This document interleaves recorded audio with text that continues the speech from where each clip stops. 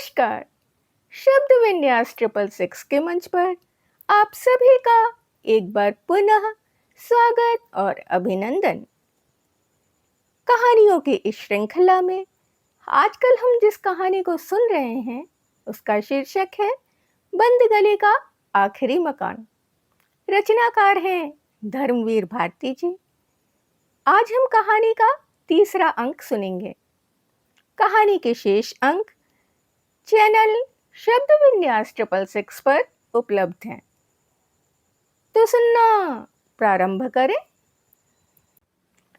उस दिन तक क्या था यह मुंशी जी ने कभी नहीं सोचा, लेकिन उस दिन से कुछ ऐसा पनपना शुरू हुआ जो अभी तक नहीं था। मुंशी जी अक्सर सोचते कि उसे क्या कहें। बाइस्कोप में या किस्सा कहानी में जो अल्फाज इस्तेमाल होते हैं, एक तो उनका भले आदमियों से क्या काम, दूसरे अब बुढ़ापे में दो दो बड़े बेटों के होते हुए छी। सच तो यह था कि राघव और हरिया की फिक्र सबसे पहले थी। उनके लिए घर गृहस्थी जमानी थी और बिरजा इस तमाम गृहस्थाश्रम में उनकी हर क्षण की साथिन घरवाली। अब इस भावना को कोई बाइस्कोप या थिएटर नौटंकी वाला नाम थोड़े ही दे सकता है। हाँ, एक लफ्ज मुंशी जी को हिंदी गीता में मिला था। मोह में अर्जुन पड़ा था, बीच सेना रथ अड़ा था। सो जब गीता में भगवान ने मोह लिखा है तो मुंशी जी कभी कभी उसी का इस्तेमाल करते थे। बिरजा, अब तो राघव हरिया का इतना मोह बढ़ गया है, तुम्हारे बिना भला कैसे चलता। चिमटी से चिलम की तमाकू पलटते हुए कहते, अच्छा है जो बशर मोह में नहीं पड़े तो उस भगवान भी तो शरण में नहीं लेते। बिटौनी का ध्यान कभी कभी आता है, पर खैर।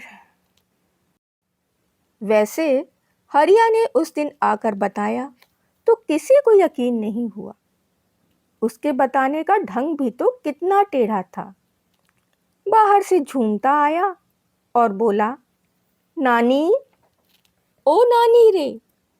लाला भवनाथ आकर सब गप मार जाते हैं, इनका कहा कुछ भी तो सच नहीं।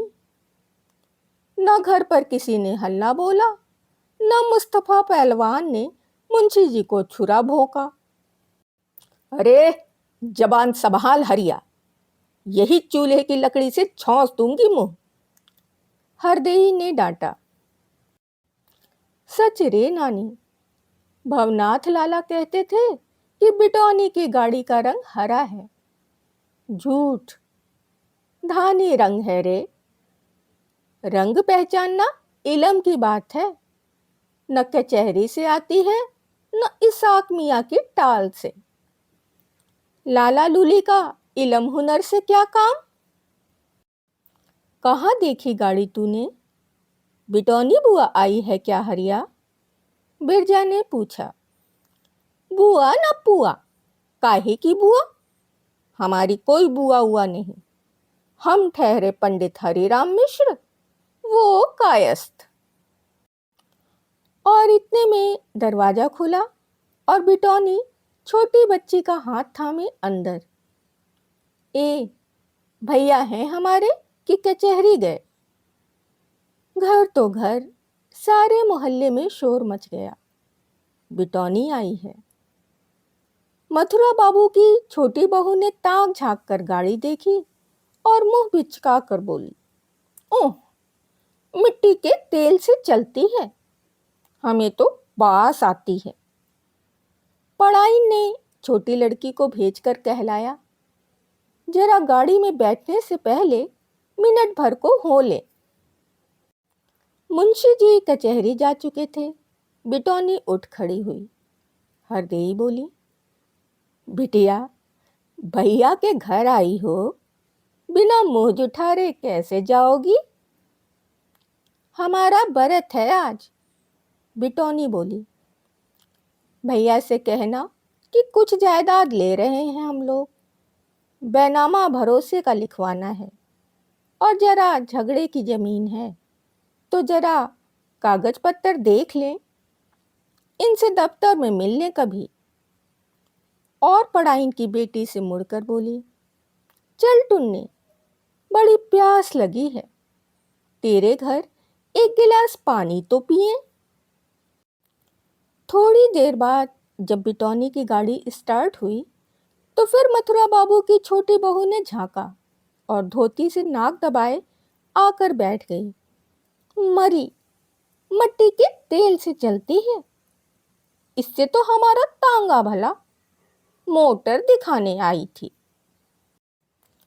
बिटौनी की मोटर बिरजा को फली। दोपहर को ही छोटी बहू ने कॉन्फ्रेंस बुलाई। तय पाया गया कि बिटौनी की वही हालत है कि अधजल गगरी छलकत जाए। घूस का पैसा आदमी ने जोड़ा तो गाड़ी पर उड़ने लगी। पढ़ाइन को चेतावनी दी गई कि खबरदार, जो आगे कभी पानी को पूछा, ऐसी अमीर बनती है तो प्यास बुझाने के लिए सड़क पर छिड़काव करने वाली म्यूनिसिपैलिटी की गाड़ी अपनी मोटर के पीछे बधवा ले। हाँ, जाहिर है कि अगला महत्वपूर्ण कदम था बिरजा और मुंशी जी के लिए हमदर्दी। अरे बेचारे गरीब हैं तो क्या, सिर झुकाकर चलते हैं। अब आदमी ने लात मारकर निकाल दिया तो बेचारी औरत जात क्या करे? ठाव कुठाव पैर रखने से तो भला है कि एक मर्जाद बांध कर बैठे। अपने बच्चों का भी तो मुंह देखना है। क्या सगा बाप करेगा जो मुंशी जी राघव के लिए करते हैं? अपने तन बदन का होश नहीं, लेकिन मजाल है कि राघव कभी मैले कपड़े पहनकर स्कूल जाए। 8 रुपए महीने का तो अंग्रेजी का मास्टर रखा है। बेचारे गरीब हैं मगर आन वाले हैं। दूसरे दिन सवेरे पढ़ाइन की बिटिया टुन्नी स्कूल जाते समय सलेट तख्ती लटकाए हुए आई और बोली, बिरजा मौसी, अम्मा ने कहा है कि दोपहर को मथुरा बाबू की छत पर आ जाना, जरा बड़ी मुंगौड़ी तुड़वानी है। बिरजा को पहले तो कानों पर विश्वास ही नहीं हुआ, फिर उसे मारे खुशी के ऐसी रुलाई उमड़ी कि चूल्हे के ही पास बैठकर फपक फपक कर रोने लगी। मुंशी जी कचहरी न चले गए होते तो उनके पांव धो धोकर जल माथे चढ़ाती। शाम को मुंशी जी लौटे और कपड़े बदलकर गुड़गुड़ी लेकर तख्त पर बैठे तो बिरजा आकर सामने नीचे बैठ गई और छिले हुए बीज पछोड़ती हुई बोली, अब सब लोग जान गए हैं कि हमारे मुंशी जी कैसे देवता स्वरूप हैं।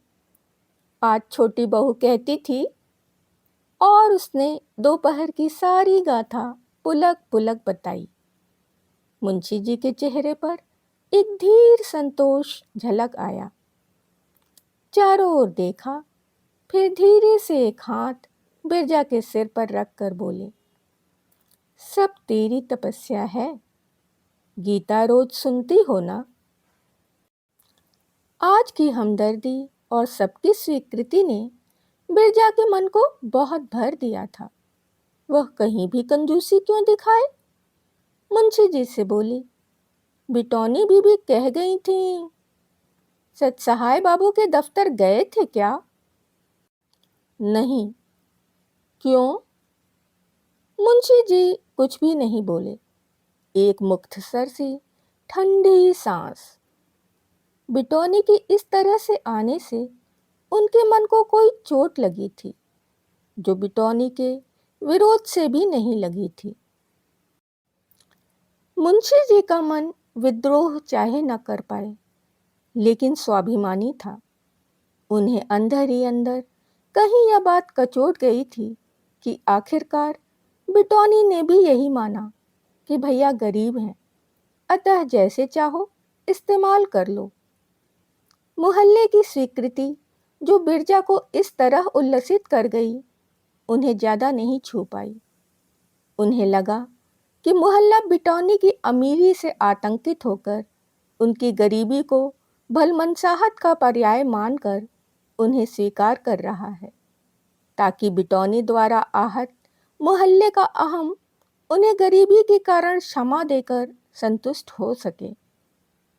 इसीलिए जब रात को बिरजा राघव से गीता सुन रही थी और राघव पढ़ रहा था, मोह में अर्जुन पड़ा है, बीच सेना रथ अड़ा है, तो उन्हें लगा कि अर्जुन बेचारा कितना गरीब है। उसे न युद्ध से कुछ लेना देना, न मेल मिलाप से, बिल्कुल मुंशी जी की तरह। एक और नए उभरते अमीरों की सेना खड़ी है, उसमें बिटौनी है, सत्सहाय है, चित्रगुप्त मंदिर के और कई वकील अफसर हैं। दूसरी ओर उखड़ते पुखड़ते अमीरों की सेना खड़ी है, जिसमें मथुरा बाबू हैं, छोटी बहू है, पांडे जी हैं। दोनों ओर से तीर चल रहे हैं। बीच में खड़े हैं मुंशी जी, जिनको हमदर्दी और स्वीकृति का तमगा मिल रहा है, लेकिन उनका मन खिन्न है। बिरजा खुश है, खुश रहे। मुंशी जी अंधेरे में खिड़की से बाहर देखते हुए पूछ रहे हैं, हे जसोदानंदन, रिपुसूदन, हम इस सब का क्या करें? और बड़ी देर की खिन्नता के बाद उनका ध्यान जसोदानंदन के बाल रूप पर गया और उन्होंने देखा कि बिरजा गीता सुनकर जा चुकी है और ढिबरी के पास बैठा राघव धीरे धीरे जुग्राफिया रट रहा है। भोला मुखड़ा, एक लट माथे पर, धीरे धीरे हिलते होंठ। उनका मन उमग आया। इम्तहान पास है, इसके लिए एक टिकिया मक्खन सवेरे सवेरे बंधवा दें। कैसा दुबला गया है और लंबा कितना हो गया है, खपरेल छूता है। अब तो बहू घर में आए। वकील साहब ने कहा है कि पास हो गया तो तुरंत कहीं लगवा देंगे। और सारा संशय शांत हो गया। कुछ भी हो, राघव राम को सब प्यार करते हैं, सारा मोहल्ला। क्या हुआ जो उन्हीं की कायम की हुई बजरंग स्वामी न्यू टेम्पल कमेटी ने रामनवमी मनाई तो उन्हें नहीं बुलाया, लेकिन राघव राम पर सारा जिम्मा था कि लाउड स्पीकर भी लगवाए और भजन के रिकॉर्ड भी छांटे, शाम को आरती के समय गाए।